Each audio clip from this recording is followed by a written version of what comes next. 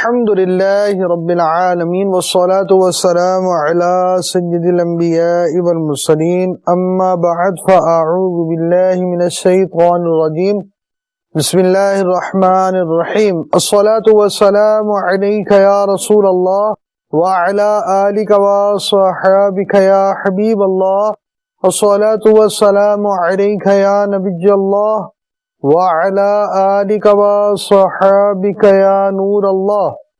حلال طریقے سے کمانے کے 50 مدنی پھول امیر اہل سنت کا رسالہ ہے۔ اس کے صفحہ نمبر 1 پر تاریخ بغداد کے حوالے سے امیر المؤمنین حضرت سیدنا ابو بکر صدیق رضی اللہ تعالی عنہ سے روایت ہے کہ نبی کریم رؤوف الرحیم صلی اللہ تعالی علیہ وآلہ وسلم پر درود پاک پڑھنا گناہوں کو اس قدر جلد مٹاتا ہے کہ پانی بھی آگ کو اتنی جلدی نہیں بجھاتا، اور نبی صلی اللہ تعالی علیہ وآلہ وسلم پر سلام بھیجنا گردنے یعنی غلاموں کو آزاد کرنے سے افضل ہے۔ صلو علی الحبیب صلی اللہ تعالی علی محمد۔ نیت المؤمن خیر من عملہ، مومن کی نیت اس کے عمل سے بہتر ہے۔ نیک و جائز کام میں اچھی نیتیں کر لیجئے تاکہ نیک و جائز کام کرنا کار ثواب ہو جائے۔ سلسلے میں بھی اچھی نیتوں کے ساتھ رہیے۔ آداب علم دین کو ملحوظ خاطر رکھوں گا اور جو کچھ بیان کیا جائے اس پر عمل بھی کروں گا۔ صلو علی الحبیب صلی اللہ تعالی علی محمد۔ ہمارا سلسلہ تو فیضان مدنی مذاکرہ کی ایک کڑی ہے اور اس کا عنوان ہے اسلام کی بنیادی باتیں۔ اس میں مختلف مدنی گلدستے امیر اہل سنت کے آپ کو دکھائے جاتے ہیں، اور اللہ تعالی کی ذات و صفات کے بارے میں بھی، اللہ تعالی کے بارے میں ہمیں کیا عقائد رکھنے ہیں یہ تو معلوم ہونے ہی چاہیے۔ اسی طرح قرآن پاک جو اللہ تعالی کا کلام ہے اس کے بارے میں بھی ہمیں کیا کیا ہمیں معلومات ہونا ضروری ہے، ان میں سے بعض باتوں کا ہم ذکر کریں گے، اور مختلف موضوعات پر مدنی گلدستے ہم نے آپ کے لیے جمع کیے ہیں۔ آسمانی کتب و صحائف کی تعداد یہ موضوع ہے۔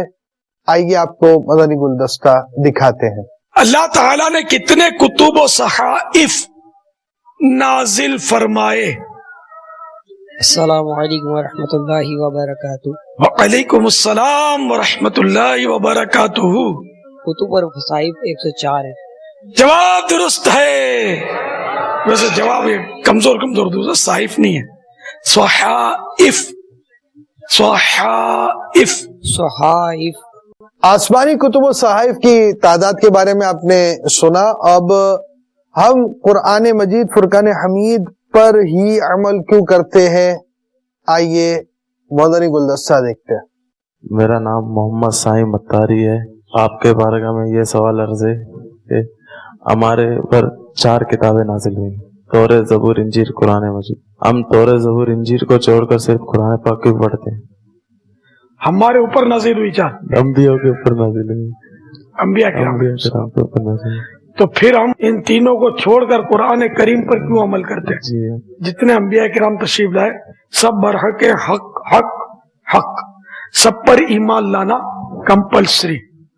اب ایک نبی کا بھی انکار کرے گا تو مسلمان نہیں رہے گا، وہ گیا ہے نا، اسلام سے نکل گیا، وہ کافر ہو گیا، مرتد ہو گیا۔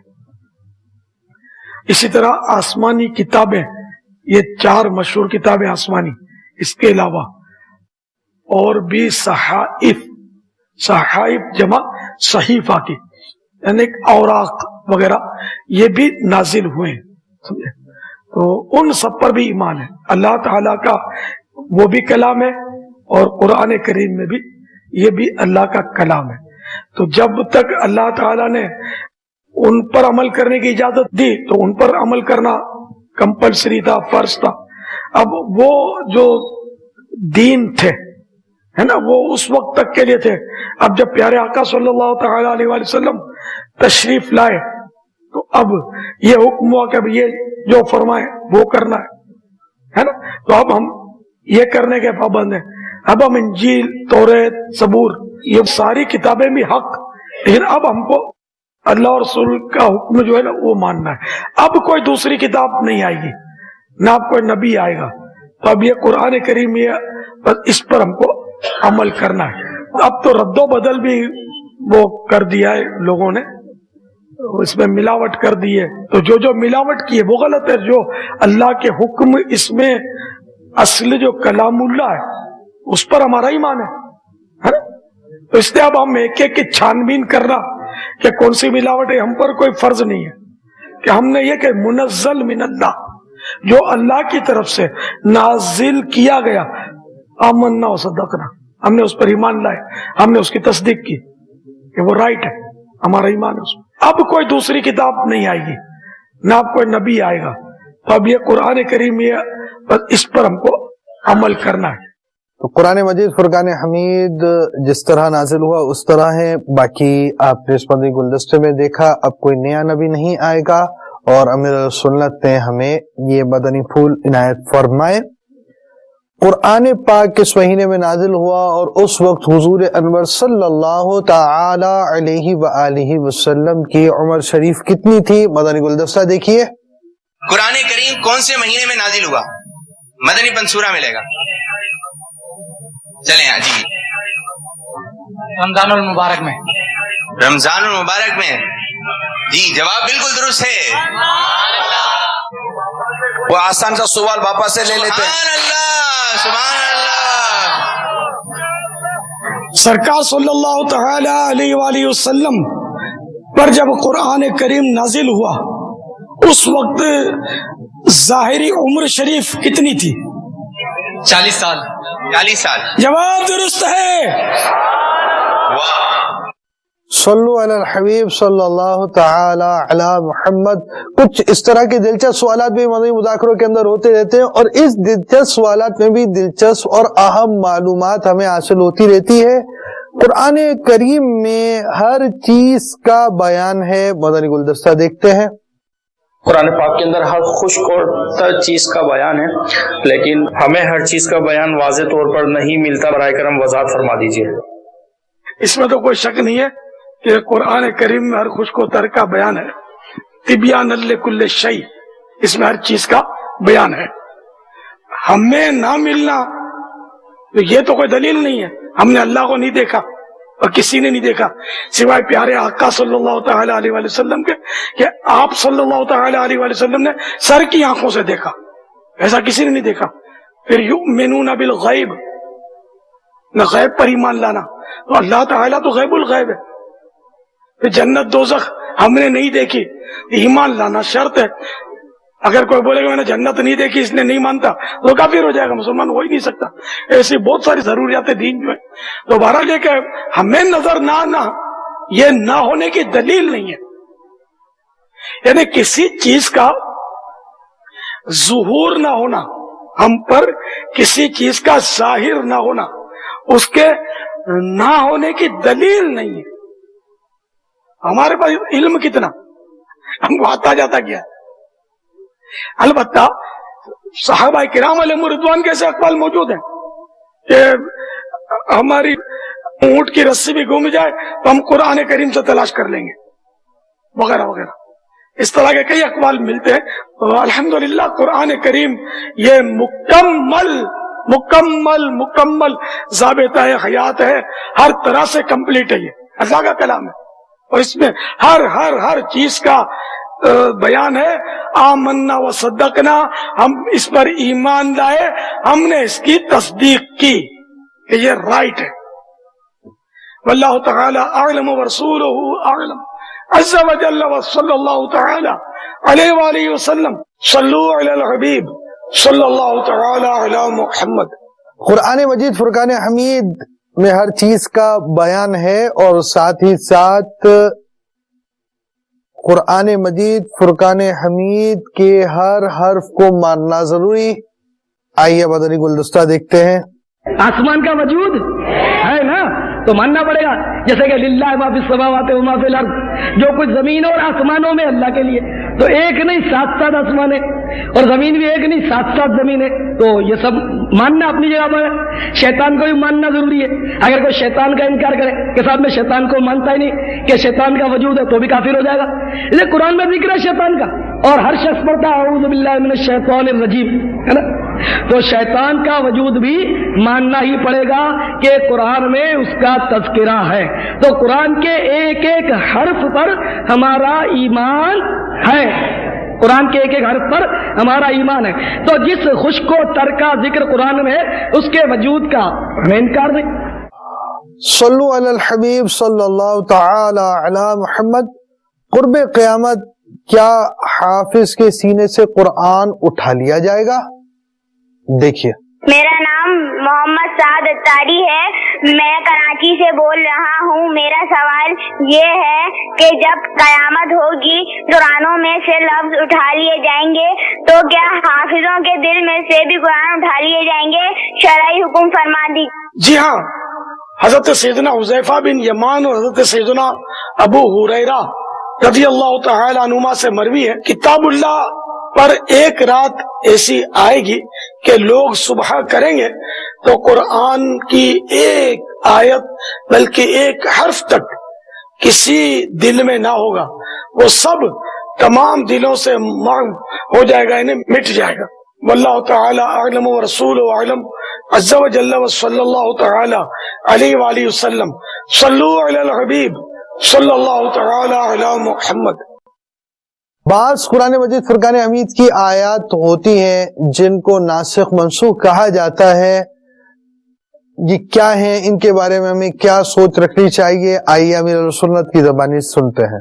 कुरान करीम के बाज़ अहकाम ऐसे हैं जिन पर एक वक्त तक उन पर अमल करने की इजाजत थी, इसके बाद वो इजाजत मनसूख हुई, तो अब जो बाकी दूसरे अहकाम आ गए तो उन पर अमल करना हुआ। बहार शरीयत जिल्द अव्वल हिस्सा अव्वल सफ़ा 34 अकीदा नंबर 10। कुरान मजीद ने अगली किताबों के बहुत से अहकाम मनसूख कर दिए। यूं ही कुरान मजीद की बाज आयतों ने बाज आयत को मनसूख कर दिया। नस्ख यानी मनसूखी का मतलब ये है कि बाज अहकाम किसी खास वक्त तक के लिए होते हैं, मगर ये जाहिर नहीं किया जाता कि ये हुक्म फुला वक्त तक के लिए है।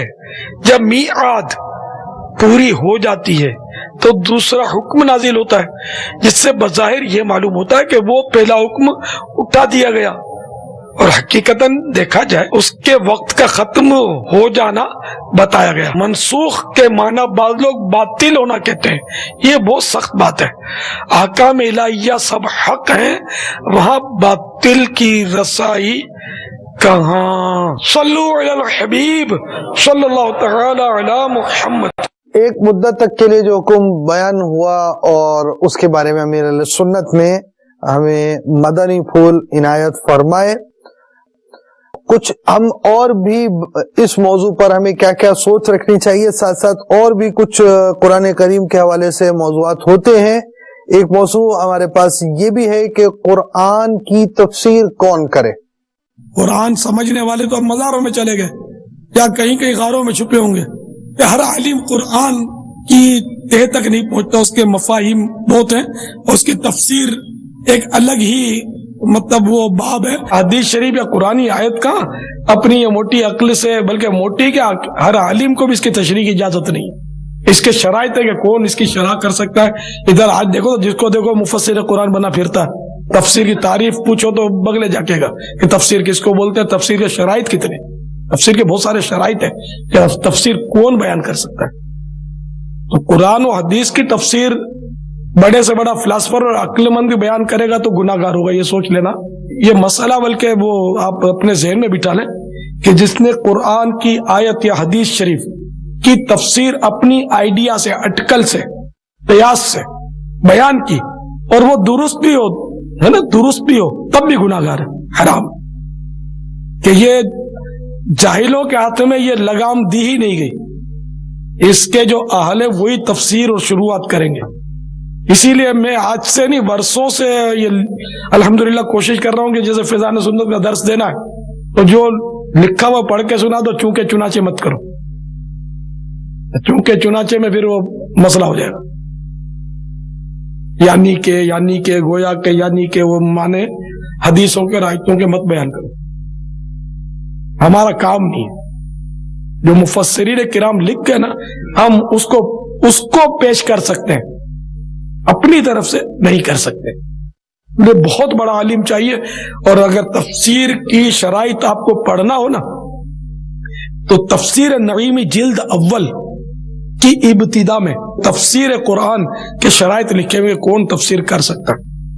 ہر ہیرا غیرہ نتو خیرہ تفسیر کرے گا تو اسلام کا نقشہ بدل دے گا، اور بدلنے والے پیدا ہو گئے، بدل رہے ہیں، اور اسلام کو ماڈرنائز کر کے پیش کر رہے ہیں. اور قرآن کی آیتیں پڑھتے ہیں. قرآن کی آیتیں تو کون نہیں پڑھتا، اپنے مرضی کے معنی نکال لیتے. اس لیے ہم تو اپنے بزرگوں کے پیچھے، اکابر کے پیچھے اپنی مرضی سے کچھ بھی نہیں بول سکتے، اور آپ کو بھی یہی کرنا ہے. صلو علی الحبیب صلی اللہ تعالی علی محمد. اللہ تعالیٰ کے کلام کے حوالے سے ہمیں کیا کیا سوچ ہونی چاہیے، اور پھر اس کے اور بھی معاملات ہے. تفسیر کون کرے گا؟ پھر اسی طرح کے موضوعات میں ایک موضوع تلاوت قرآن پاک کے ذریعے اجرت لینا، مینس یہ کہ پیسے لے کر قرآن پڑھنا، یہ کیسا ہے؟ قاری صاحب اگر قرآن اس لیے پڑھتے ہیں قرات پیسوں کے لیے، تو ان کا یہ پیسے لینا حرام، اور دینے والے کا بھی حرام، اس لیے کہ طاعت پر اجرت حرام ہے. یہ عبادت ہے تلاوت. اس لیے وہ قاری صاحب جو ہے وہ پیسوں کے لیے نہ پڑھیں، اللہ کے لیے پڑھیں. اب اگر یہ نہ صراحت ہے، نہ دلالت ہے، نہ مطلب ہے کہ پہلے سے کوئی فکس کیا ہے، نہ وہ انڈرسٹوڈ ہے، کچھ بھی نہیں. اب کسی نے قاری صاحب کے وہ سر پہ سونے کی اینٹ رکھ دی قرات ہونے کے بعد، کوئی حرج نہیں. واللہ تعالی اعلم ورسولہ اعلم عز وجل وصلی اللہ تعالی علیہ وآلہ وسلم. صلو علی الحبیب صلی اللہ تعالی علی محمد. قرآن مجید فرقان حمید کے تعلق سے جیسے تلاوت پر اجرت، یہ بھی اس کا ایک موضوع ہے. اور اس کے علاوہ مزید صورت یہ ہے کہ ہمارے ہاں قرآن مجید فرقان حمید کے تعلق سے قسمیں کھائی جاتی ہیں. تو قرآن کی قسم اٹھانا یا قسمیں یاد کرنا، یہ کیسا ہے؟ مدنی گلدستہ دیکھتے ہیں. قرآن کریم کی قسم کھانا قسم ہے، البتہ صرف قرآن کریم اٹھا کر یا بیچ میں رکھ کر یا اس پر ہاتھ رکھ کر کوئی بات کرنی قسم نہیں. فتح رضویہ جلد 13 صفحہ 574 پر ہے. جھوٹی بات پر قرآن مجید کی قسم اٹھانا سخت عظیم گناہ کبیرہ ہے، اور سچی بات پر قرآن عظیم کی قسم کھانے میں حرج نہیں، اور ضرورت ہو تو اٹھا بھی سکتا ہے، مگر یہ قسم کو بہت سخت کرتا ہے. بلا ضرورت خاصہ نہ چاہیے، یعنی بہت زیادہ شدید ضرورت ہو کوئی ایسا کرے. نیز صفحہ 575 پر ہے. ہاں مصحف یعنی قرآن شریف ہاتھ میں لے کر یا اس پر ہاتھ رکھ کر کوئی بات کہنی، اگر لفظاً حلف و قسم کے ساتھ نہ ہونے، قسم کا لفظ نہ ہو، حلف شرعی نہ ہوگا، یعنی قرآن کریم کو صرف اٹھانے یا اس پر ہاتھ رکھنے یا اسے بیچ میں رکھنے کو شرعاً قسم قرار نہ دیا جائے گا.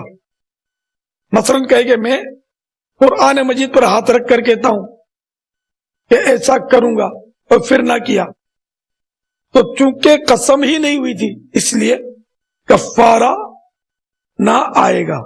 اور یہ ہے کہ اگر زبان سے قسم ادا نہیں کی بلکہ اسی قرآن اٹھانے کو قسم قرار دیا، تو اس قسم کا وہی حکم ہے کہ اس پر کفارہ نہیں بلکہ عذاب علیم یعنی دردناک عذاب کا انتظار کرے.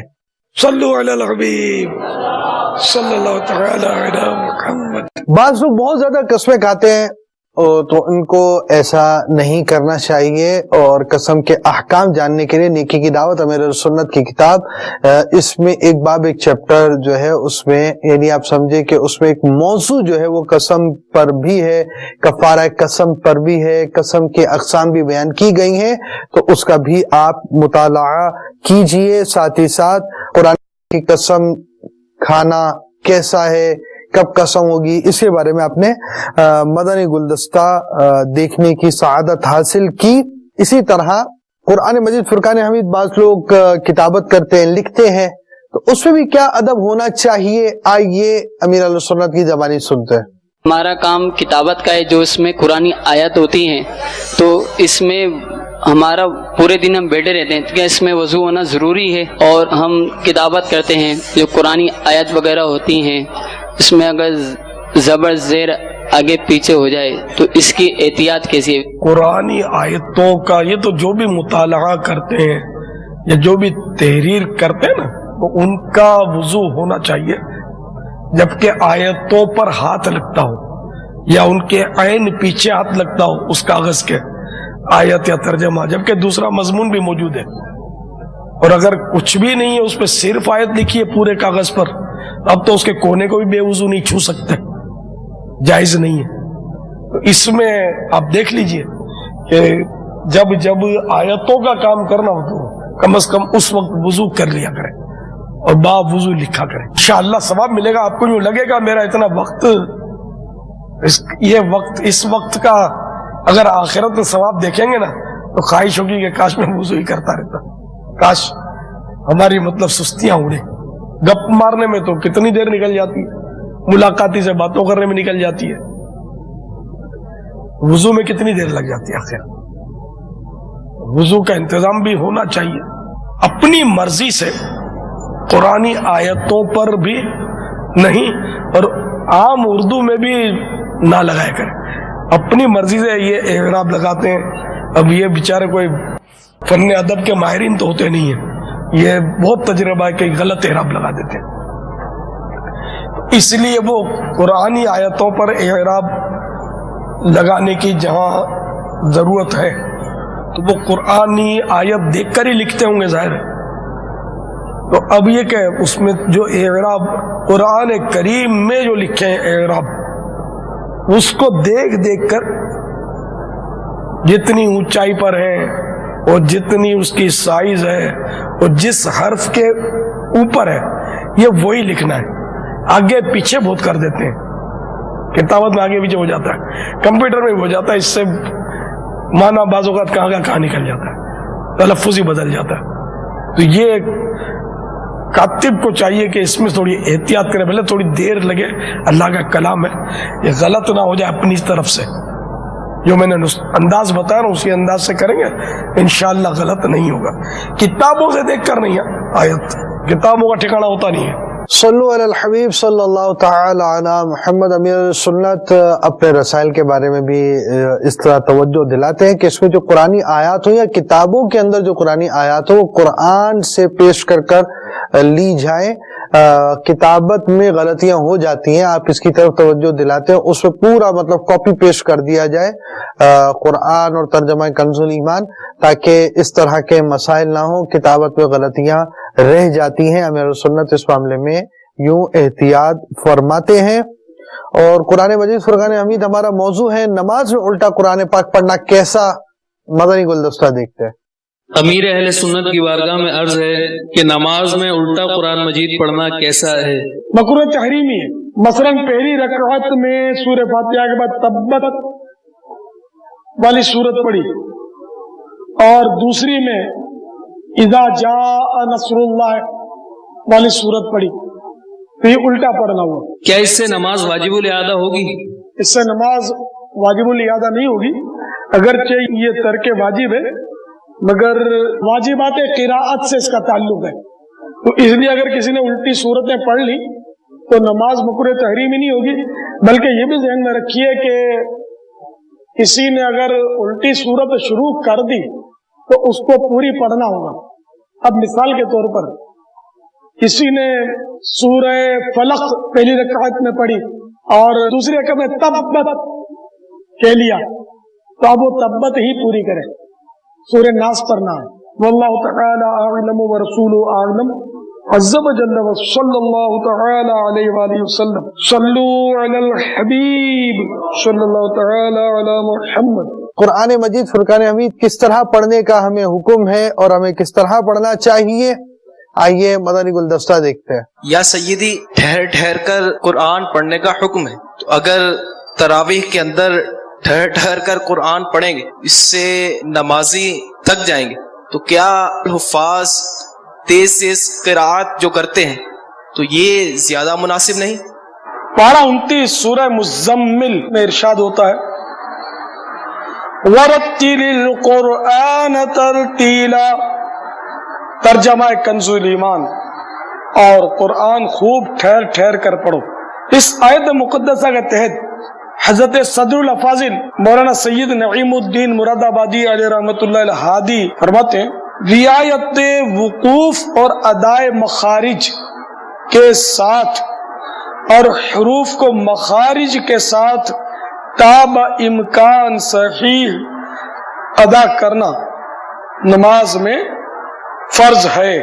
تو آپ نے ملاحظہ فرمایا کہ ٹھہر ٹھہر کر پڑھنا چاہیے۔ اب جیسے کہ مد دو طرح کے، مد منفصل ہے، مد متصل ہے، تو یہ کتنا دراز کرنا ہے یہ بھی جاننا ہوگا اور اس کو اس حساب سے پڑھنا ہوگا، اور یہ کب کب مد متصل آتا ہے، کب کب منفصل آتا ہے، اس کی بھی معلومات رکھنی چاہیے۔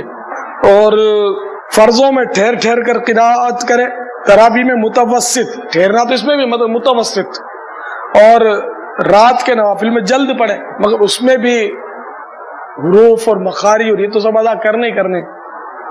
اب ٹھہر ٹھہر کے پڑھنے کی تو آپ کو تجربہ ہوگا کہ امام صاحبان فجر میں، عشاء میں اور مغرب میں جو قراءت کرتے ہیں تو اطمینان سے کرتے ہیں، الحمد للہ رب العالمین الرحمن الرحیم مالک یوم الدین، اس طرح ٹھہر ٹھہر کے پڑھتے ہیں۔ اور تراویح میں متوسط، جیسے الحمد للہ رب العالمین الرحمن الرحیم مالک یوم الدین، یہ ایک متوسط انداز اس کو کہہ سکیں گے۔ اور رات کے نوافل میں جلد پڑھنے کی اجازت ہے، الحمد للہ رب العالمین الرحمن الرحیم مالک یوم الدین، یہ میں نے جلدی پڑھا، لیکن الحمدللہ تینوں میں نے قواعد کا جتنا ہو سکا خیال رکھا۔ تو یہ ضروری ہے اب اتنی اسپیڈ رکھنا کہ قواعد تو کیا حروف ہی چبا جائے، تو حروف چاپ جائے گا تو حرام ہے اس طرح پڑھنا۔ حضرت صدر الشریعہ بدر الطریقہ مولانا امجد علی اعظمی رحمت اللہ تعالی علیہ بہار شریعت میں فرماتے ہیں آج کل کے اکثر حفاظ اس طرح پڑھتے ہیں کہ مد کا ادا ہونا تو بڑی بات ہے، یعلمون تعلمون کے سوا کسی لفظ کا پتہ نہیں چلتا، نہ تصحیح حروف ہوتی، بلکہ جلدی میں لفظ کے لفظ کھا جاتے ہیں اور اس پر تفاخر ہوتا ہے کہ فلاں اس قدر جلد پڑھتا ہے، حالانکہ اس طرح قرآن مجید پڑھنا حرام اور سخت حرام ہے۔ اللہ کو راضی کرنا ہے تو شریعت کے مطابق پڑھے، پبلک نہ آئے تو ٹھیک ہے، پبلک کو تو خوش کرنا بھی نہیں ہے نا، کہ پبلک کو خوش کرنا ہے چاہے اللہ ناراض ہوتا رہے، یہ تو بہت سخت بات ہے، بہت خطرناک بات ہے۔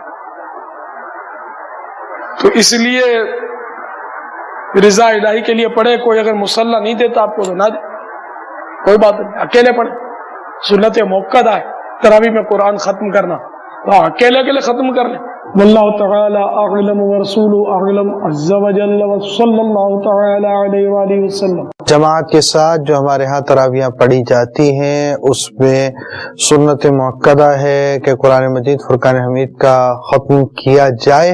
تو بہرحال ہمیں قرآن مجید فرقان حمید پڑھنے کے تعلق سے قرآن مجید فرقان حمید کس طرح پڑھنا ہے، تراویح میں کس طرح پڑھنا ہے، اس کے علاوہ بھی اس کے ایک لحاظ رکھنا ہے۔ اس تعلق سے ہم نے مدنی پھول سنے، اور قرآن مجید فرقان حمید میں جو الفاظ ہم پڑھتے ہیں اس کی ادائیگی بھی درست ہونی چاہیے۔ آئیے مدنی گلدستہ دیکھتے ہیں۔ اگر میں کہوں کہ غالب اکثریت ہے جس کو قرآن پڑھنا نہیں آتا تو میں غلط نہیں، یہ دیکھ کر بھی قرآن صحیح نہیں پڑھ سکتے، پڑھ لیں گے آپ بھی بولیں گا یہ پڑھتا ہے، تو پھر جب کسوٹی پر آئے گا نا کسی جاننے والے کی جو قرآن کو جانتا ہے، قرات کے اصول جانتا ہے، تجوید سمجھتا ہے، جو تو وہ بولے گا یار یہ تو بالکل جاہل ہے۔ ہم قل هو اللہ احد پڑھتے، اب بعض لوگوں کو احد بولنا ہا نکلتا نہیں ہے تو وہ پڑھتے ہیں احد۔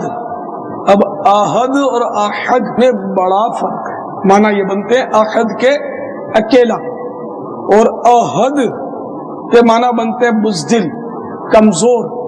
तो अगर माना जानते हुए कोई अहद पढ़ेगा तो इस्लाम से ही गया, काफिर हो जाएगा वो, जानबूझकर माना समझते हुए पढ़ेगा।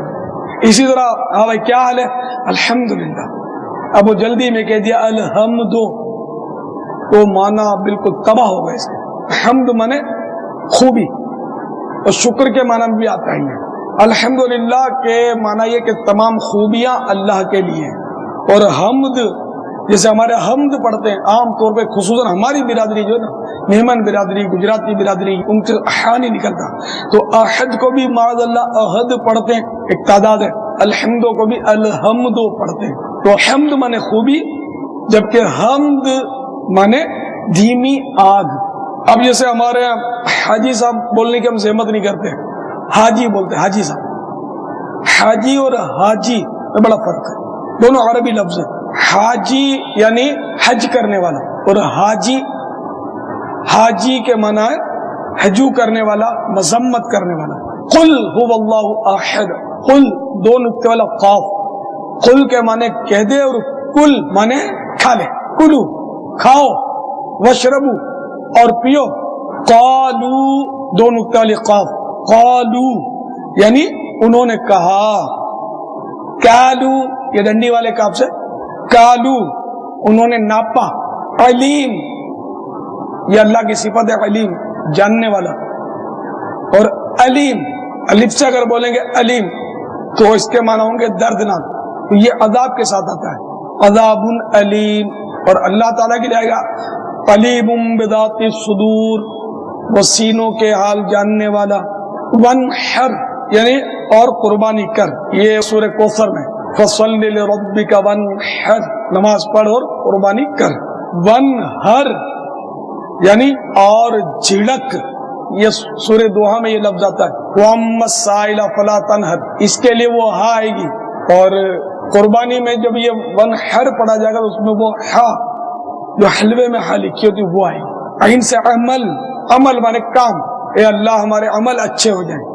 और अलिफ से अमल, अमल माने उम्मीद। इज़हार, दुआ से इज़हार इन्हें जाहिर होना, और इज़हार जा से आग सुलगाना, फूल खिलना।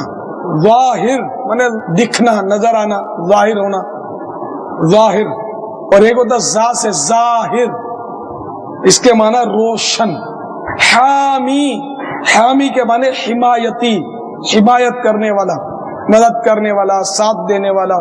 और हामी, हा से हामी यानी हाँ करना, तो नहीं बोलता हामी भर ली, तो हामी भर ली नहीं है, हामी भर ली यानी हाँ कहा।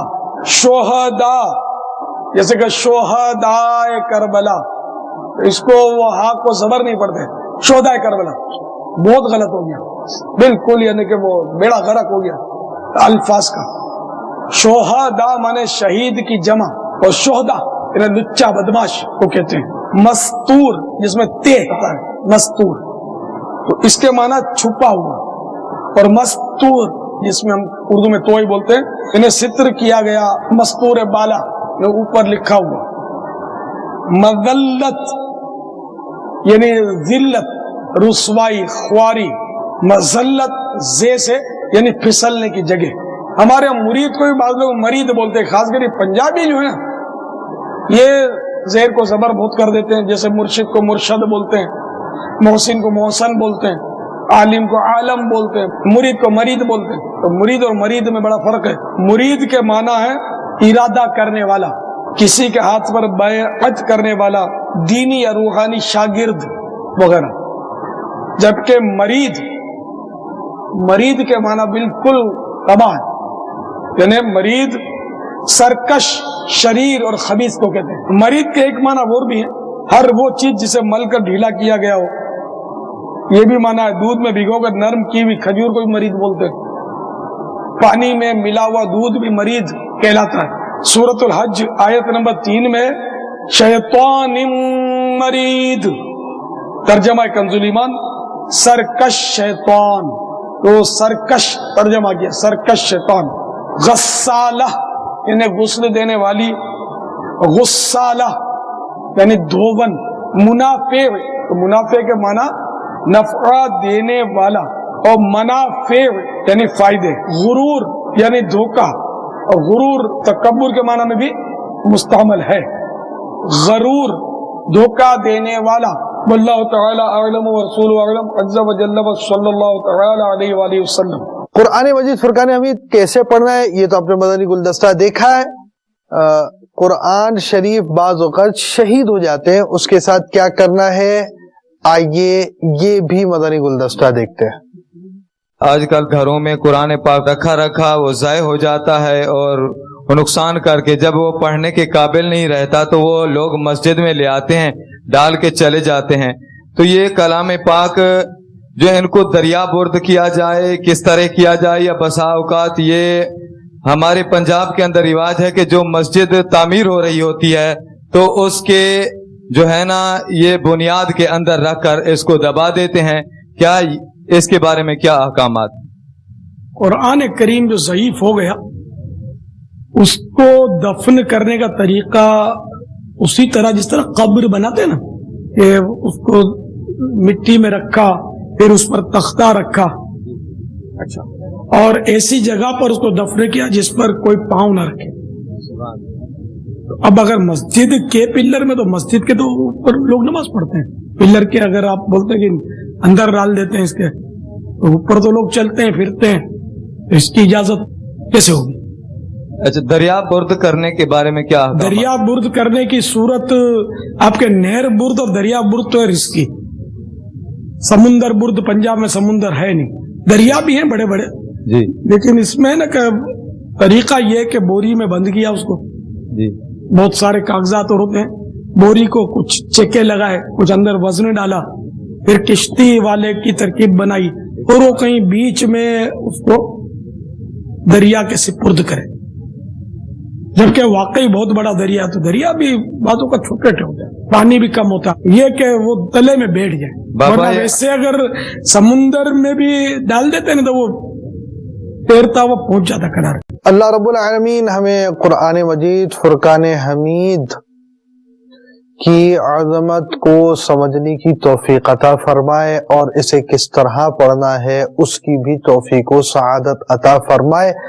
مدنی مذاکرہ دیکھتے رہیے، اور اجتماعی مدنی مذاکروں میں بالکل اہتمام کے ساتھ شرکت فرمائیں، 100% حاضری کے ساتھ اول تاخیر شرکت کیجیے۔ فیضان مدنی مذاکرہ جاری رہے گا انشاءاللہ عز و جل۔ صلو علی الحبیب صلی اللہ تعالی علی محمد۔